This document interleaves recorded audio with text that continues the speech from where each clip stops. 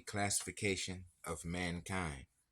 If we accept the character of the hair as a basis of classification, we may divide mankind into the following groups: Eulatrii, Pygmies, Negritos, Equatorial Forest Africa, of the Philippines.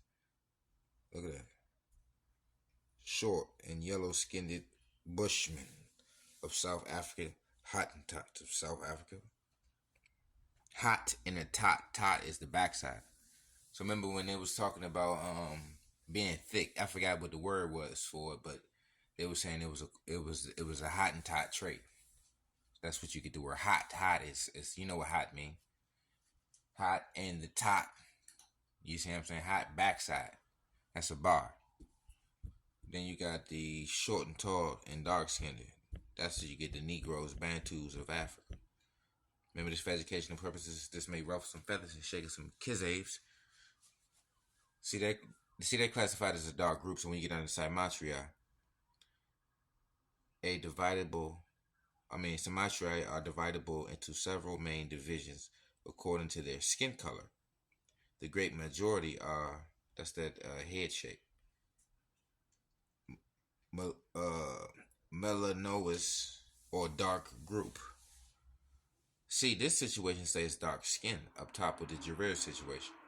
That situation say a dark group. But as you can see, you see Ethiopians or Hamites of Northeast Africa. You see Australians. You see Dravidians, pre-Dravidians. You see? That's what you get this pheomelanin. This is the red and yellow people. See, the Khoisan is classified as yellow in Africa, and the Kushite is classified as red, and the Indian is classified as red. So look, they say if we accept it, so they acknowledge that it's a reality. You see what I'm saying? People can agree or disagree, but remember, they sit up here and call us nappy hair and Jareer. That ain't no difference than us being Eulatrii. You see what I'm saying? All of us, so that's Eulatrii. We always treat it as, you see what I'm saying? So another thing where they try to connect to us, remember, we're Eulatrii. You are of a whole different ancestry. That's what you get this ghost DNA situation from. We get further into the Eulatrii. First and foremost, we see chaos at the bottom as used as an example of a Eulatrii. Woolly hair. Chris, burnt to a crisp. Remember, you got the term Ethiopia, was supposed to mean burnt face. But then you got the hair game, that's crisp. So that's burnt to a crisp. That's a bar. Look, we're going to start from the top, historical context. And let's not forget, this is King Jareer in your ear. I'm so fit I don't fit in. And this is a chaos edition, not a cave edition. This may ruffle some feathers and shake up the nearest. At the nearest. Look at this. Historical context and older anthropological classifications, Eulatrii and the related Eulatris was used to categorize a group of people with woolly or crisped hair. Eulatrii or Eulatrius is the adjective meaning having woolly or crisp hair, while Eulatri is the noun form referring to the state or condition of having such hair. Not a modern term.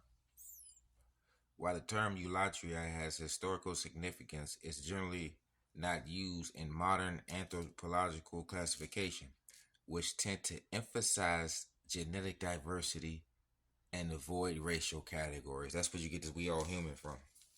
Eulatria refers to individuals possessing woolly or crisp hair. Let's run it down. So remember, it don't matter what color you are. If you're black, you're Bantu, or you're Negro, you fall under dark-skinned, and dark-skinned is EU melanin. And this is King Jareer in your ear. So remember, Eulatria is code for Jareer, woolly hair, crisp hair, kicky hair. So remember, we're Eulatrii and Prenoptis. They're Jilecs and Orthnostic. So they fall under Cymatrii, Jileec, Orthnostic jaw. You see what I'm saying? We fall under Eulatrii, Jareers, Prenoptis. Let's run the gauntlet. EU melanin. They fall under pheomelanin. Let's run the gauntlet. Again, we found the Prenoptis situation is the typical condition in most hominid species, as was found in almost all prehistoric humans. So pronoptis means forward jaw, protruding. Let's run the gauntlet. Remember, they're Homo sapiens. We're hominid, based on this forward jaw.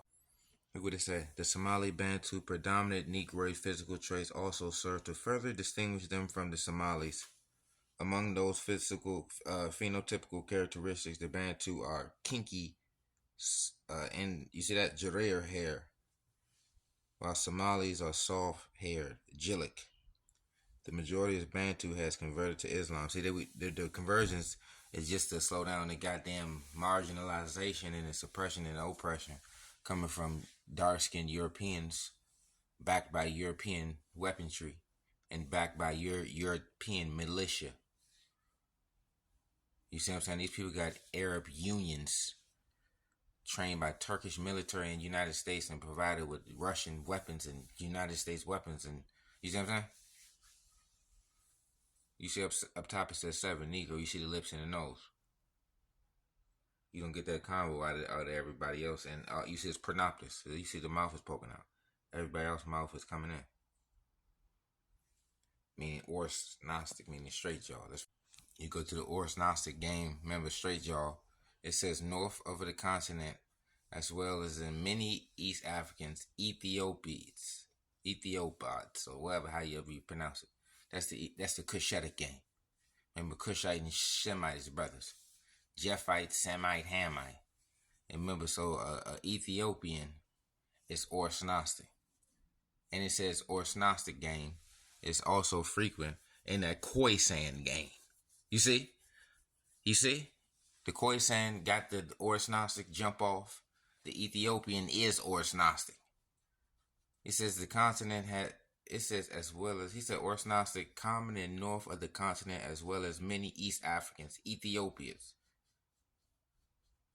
It specifically put Ethiopians.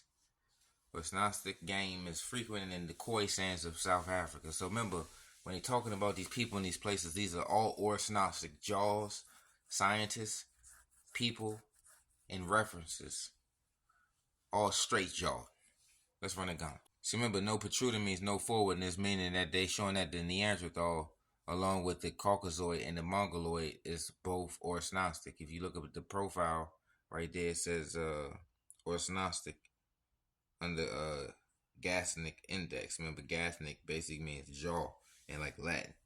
So you go to the Mongoloid Gasnic index, it says orthognostic.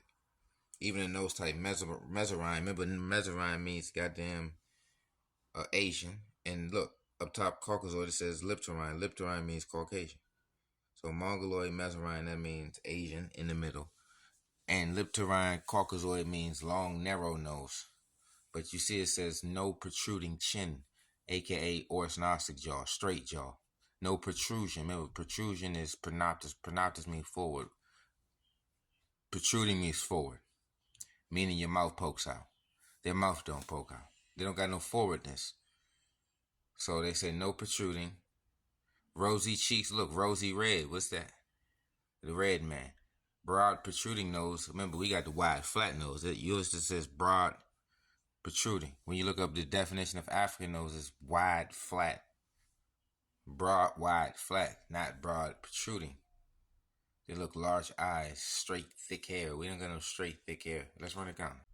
When you look up the Capeoid, the hot top Khoisan Bushmen, remember they just said they was orthognostic. They said they was orthognostic. Now it says leathery yellow skin. Remember, yellow is pheomelanin.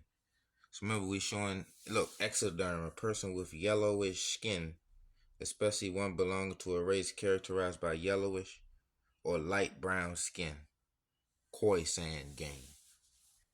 So remember, they got an orthognostic jaw, which is a straight jaw. He's definitely orthognostic on this picture, and he's definitely yellow skinned. So you got he's exoderm. He's pheomelanin, orthognostic jaw.